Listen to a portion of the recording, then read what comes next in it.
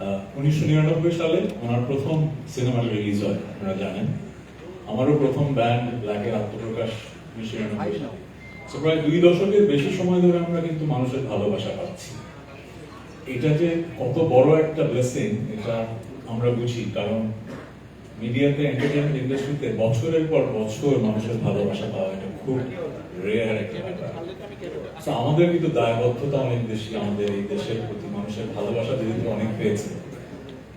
আমার যেটা মনে হয়েছে, একটা ফ্যামিলি যখন হয়ে যায় তখন যেটা হয়, সিনার্জি কাজ করে। আমি তো শিক্ষকতা করেছি, তো শিক্ষকের মতো কথা বলছি। সিনার্জি মানে হচ্ছে যে যখন অনেকগুলো মানুষ একসাথে আসে তখন ইন্ডাস্ট্রিতে কালেক্টিভ আউটপুটটা অনেক ভালো হয়। ইন্ডিভিজুয়ালি আপনি যতটুকু করতে পারবেন অনেক ভালো করতে পারবেন। আমাকে এমন একটা লোভনীয় অফার দেওয়া হলো যে আমি আসলে রিমার্কে ছাড়া এখন কিছু ভাবতে পারছি না। এটা কোনো অর্থনৈতিক অফার না, এতটুকু আমি আপনাকে বলে দিতে পারি। যেটা হয় কি, মানুষ বেঁচে থাকতে চায় কিভাবে? তার কাজ দিয়ে। মেগাস্টার শাকিব খান, আমরা মেগাস্টার বললেই কিন্তু মেগাস্টার না, ওনার তুফান যেরকম তুফান সৃষ্টি করেছে সে কারণেই উনি মেগাস্টার, রাইট? কাজ দিয়ে কিন্তু আমরা বেঁচে থাকি। রিমার্ক আমাকে এরকমই একটা অসাধারণ সুযোগ করে দিয়েছে। আমি গত 25 বছরে যে ভালোবাসা পেয়েছি, মূলত পেয়েছি হচ্ছে মৌলিক গান করেছি, তাই তো? আর মৌলিক গান হিট করা কিন্তু অনেক কঠিন।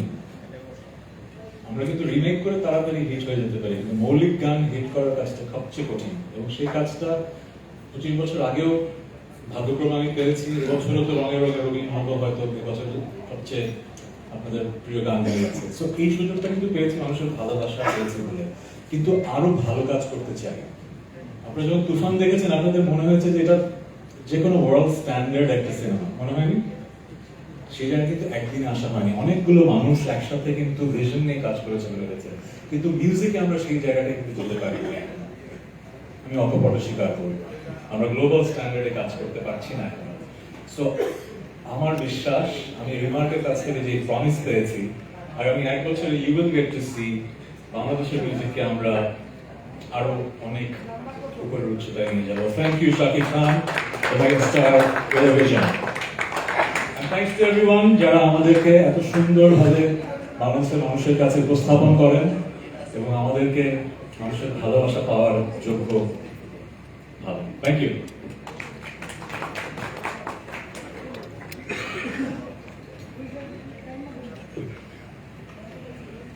Thank you, Tassan Khan. Definitely, Remark and Harlan একটা পরিবার, এবং সেই পরিবারের নতুন আরেকটা নাম আমাদের তাহসান খান। অ্যান্ড তার কথা, তার ব্যক্তিত্ব, তার ম্যাচুরিটি সবসময় আমাদেরকে বিমুগ্ধ করে।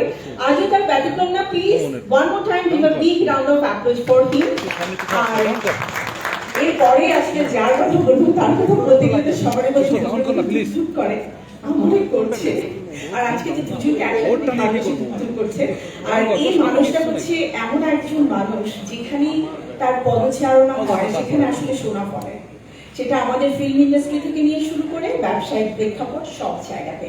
এবং আপনারা যারা রয়েছেন তারা বারবার ভালোবেসে প্রমাণ করে দিয়েছেন, ইয়েস সুপারস্টার অ্যান্ড মেগাস্টার বাংলাদেশে একজনই আছে, এবং এই একজনই বাংলাদেশের আমাদের ফিল্ম ইন্ডাস্ট্রিকে বিশ্বব্যাপী পরিচয় করিয়ে দেওয়ার জন্য enough. And he is none other than আমাদের তুফান, আমাদের শান্ত, আমাদের Shakib Khan, the mega star. Please give a big round of applause for him. আমাদের দুলুমিয়া এখনকার দুলুমিয়া।